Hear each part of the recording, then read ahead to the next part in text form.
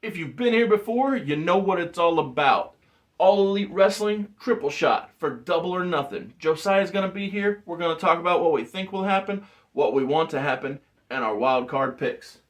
But before we get to that, and we roll that open, if you are here for the first time, and you, or hell, even if you've been here before, but you don't have Everlasting Survivors, Volume 1, all day long, Jeff Hicks cover, Nick Crook cover.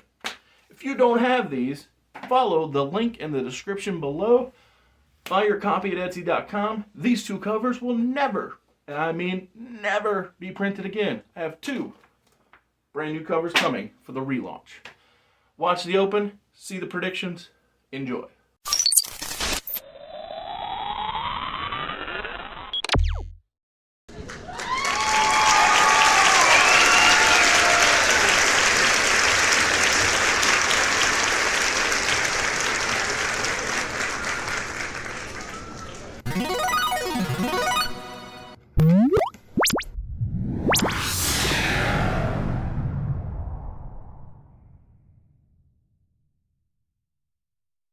Alright, as I said, Josiah's here, and we're going to do a triple shot. Woo! For All Elite Wrestling, double or nothing. Do you want to go first? Yeah, why not?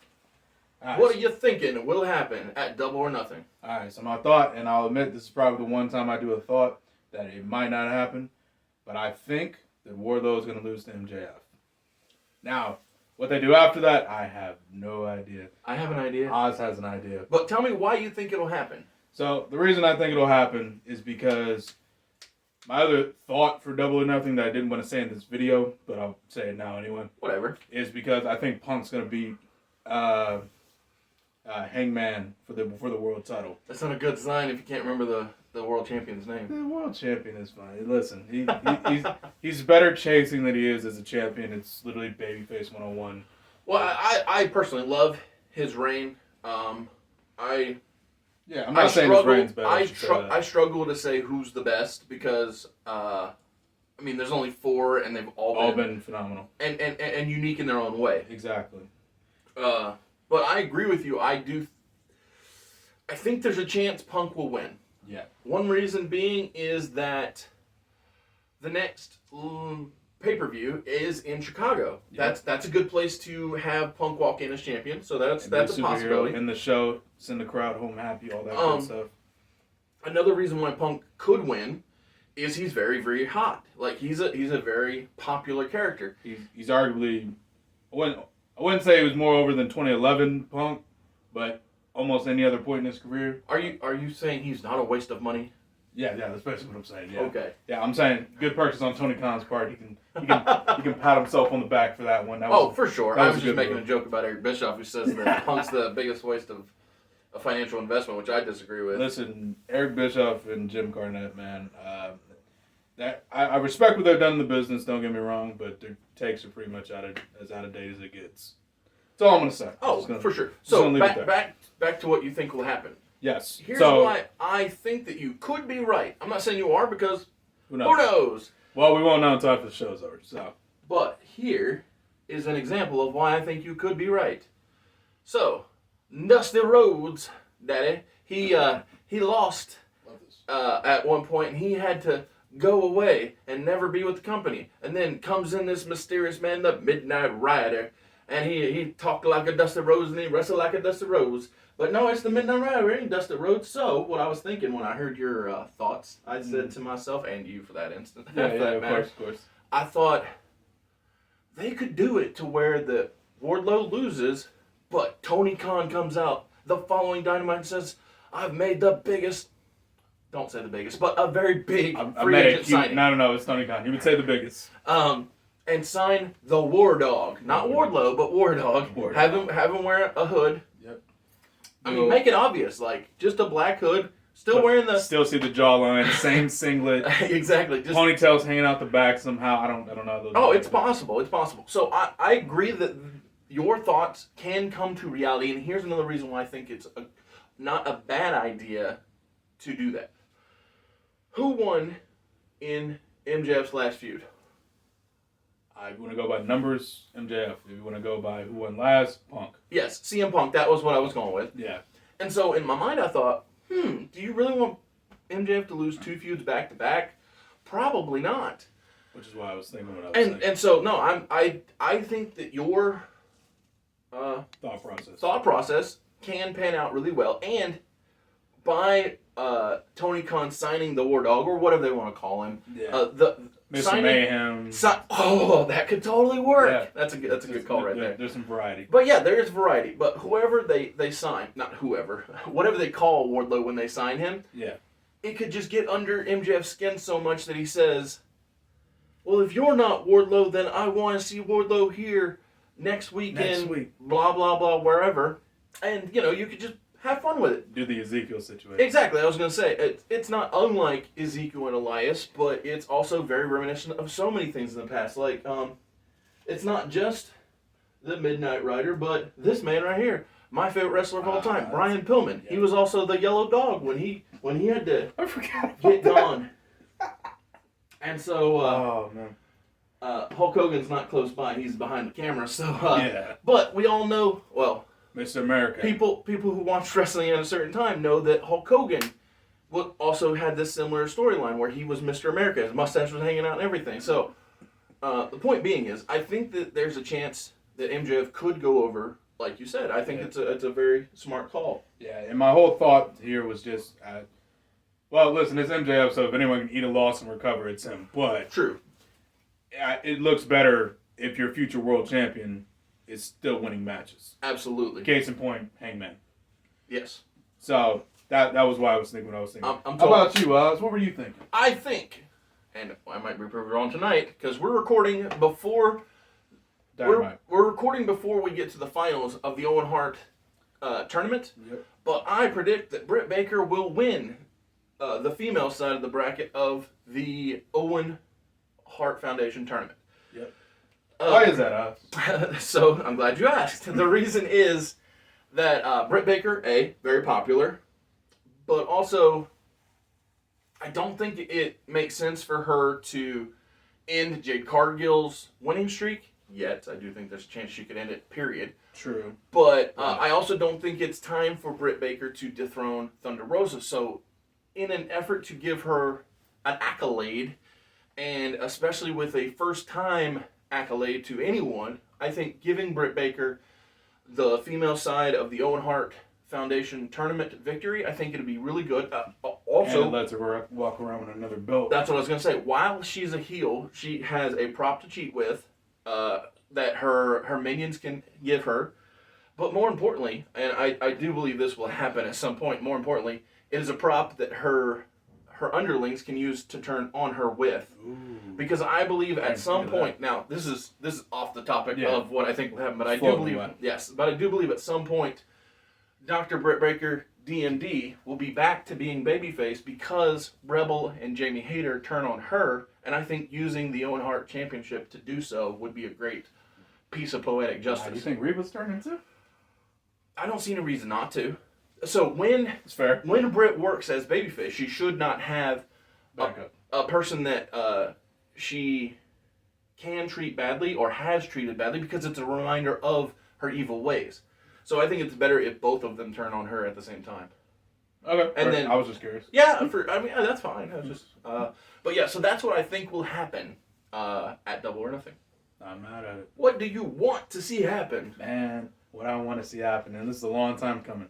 So anyone who's known me since the inception, not since the inception, since the day he debuted, I've been a diehard Ricky Starks fan. I've loved Ricky. Did you watch him in NWA? Oh, big time. Oh, awesome. That's where I met that's the first time I saw him. I'm like, I love this guy. He's so charismatic. He's funny. He's handsome, which, I mean... Sure, yeah. That's very important, very marketable. But, yes, so I've always loved Ricky Starks. Mm-hmm. And then my love for him grew when he started teaming with my man Big Powerhouse Hobbs. I was always a big fan of Hobbs' story. Really tugged my heartstrings. I have 2 brothers of my own, so I always get emotional thinking about what I would be like in that situation. So I think he's overcome, and it's always cool to see him have success. And then they teamed with my favorite ECW guy, Taz. So I'm like, so this is now my favorite faction. I was about to ask, did you watch ECW? Because, I remembered that you weren't alive when it was alive. Yeah. did not exist. So yeah. I wasn't even a twinkle in my dad's eye. I did, however, go back in time and watch it, so I've seen pretty much every Awesome. Yeah. Taz match that matters. Well, and not to bring up the obvious, but you and Taz have something in common. Man, what could it be though? I mean, I know, right? Yeah. Man, Oz, what on God's green earth could me and Taz have in common? Right. Well, whatever it may be. Point being, I always thought Taz was awesome. I think Team Taz is awesome. I was kind of mad. The last couple of years, they've pretty much been using Team Taz as like a Star makers. Star maker factor. I'm gonna be polite and say star makers. I appreciate that, but especially with Brian Cage, I just feel like Cage was cool at first, but once they brought in Starks and Hobbs, I was like, okay, they're too charismatic. Like even Hobbs is more charismatic than Brian Cage, in my opinion. And that's not a knock on Brian Cage. I think that's the mark for Hobbs. Well, and here's my thing about Brian Cage is that I just think that he needed, and still does to some degree. Yeah. I think he would benefit from his wife. Big time. Yeah. I think the Tully Blanchard Enterprises concept is going to be good, but if you bring in his wife Melissa Santos to be a part of that faction, I think it'll only help elevate him within the confines of Ring of Honor. Yeah, I think his wife does a good job bringing out his personality. Well, I mean, why would she? Saw that on Impact too. So definitely. But getting back to my wants. Yes, sorry about that. No, it's all good. I went on a tangent myself, so we're bringing it back. I want Starks and Hobbs to become tag champions. Now, at time of recording, it isn't official.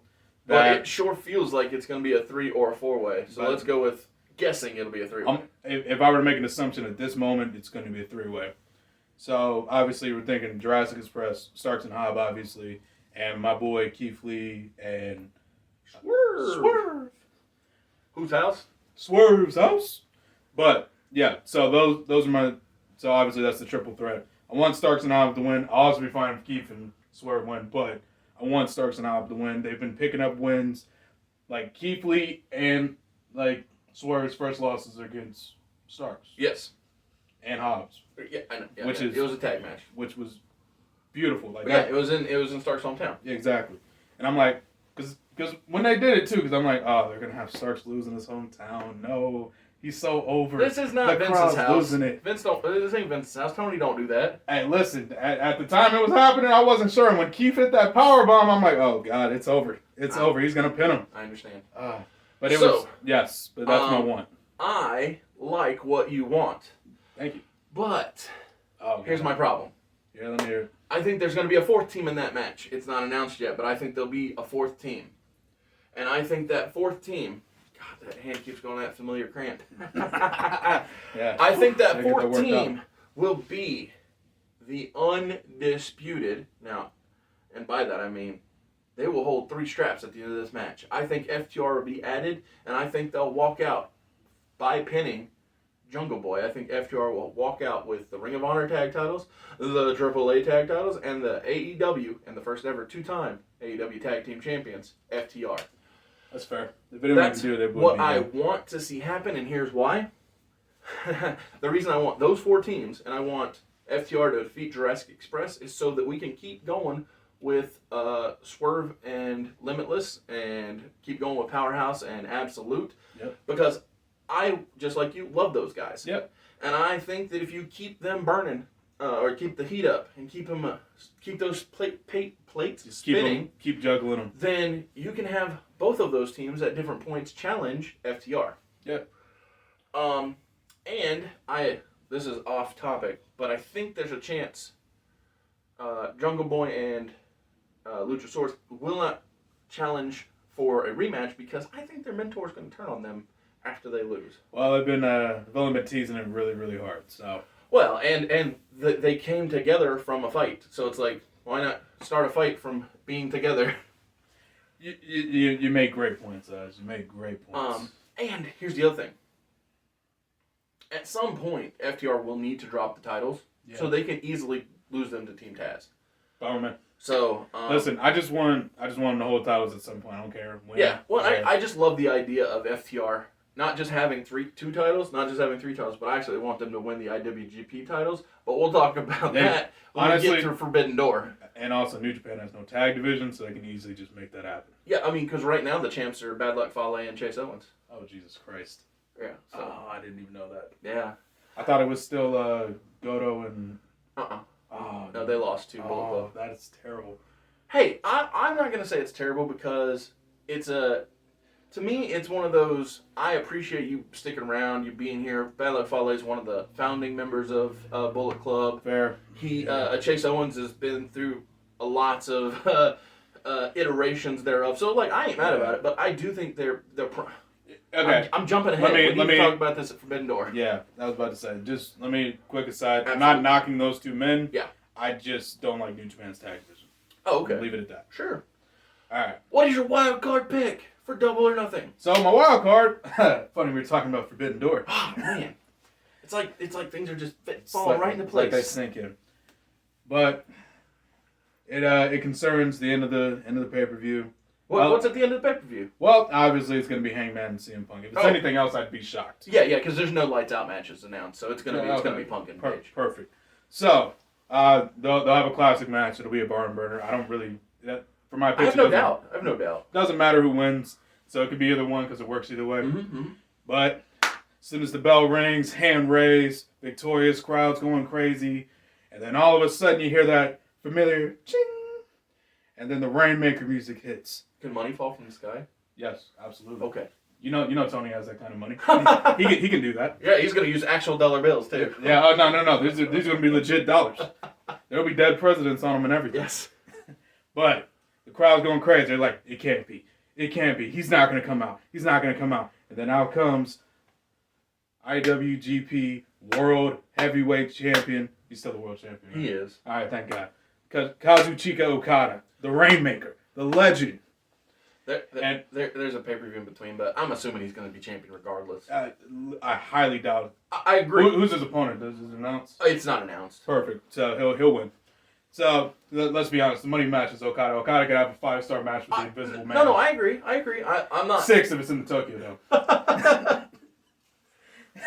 But yes. So whoever wins that match, whether he's staring down CM Punk at the end or staring down Adam Page, it'll be a great match. The crowd will go crazy.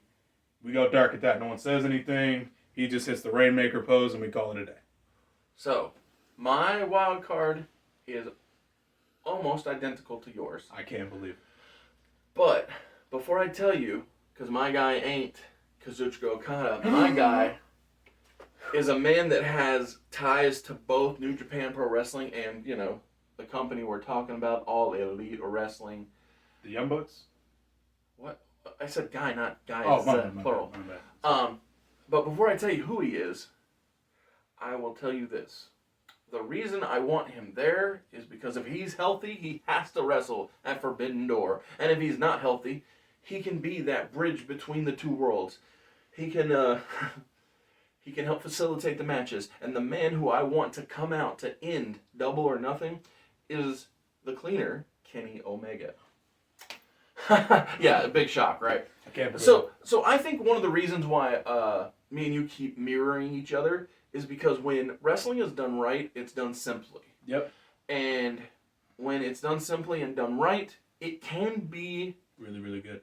Well, not only that, but it can be predictable. And some people think being predictable is bad. I think if you're doing the right thing, it's not bad to know what the right thing is. Yeah. So, I think a great example of that is the Hangman Page. Oh yeah, exactly. Yeah. I go back to Hangman a lot because it was a great example of let's leave this company. Yeah. Let's leave this company. Let's not talk about All Elite Wrestling. Let's talk about the competition. When this man, now known as Bryan Danielson, wrestled at WrestleMania 30 and had the opportunity to beat 2 members of Evolution, 3 if you count his opening match. Yep.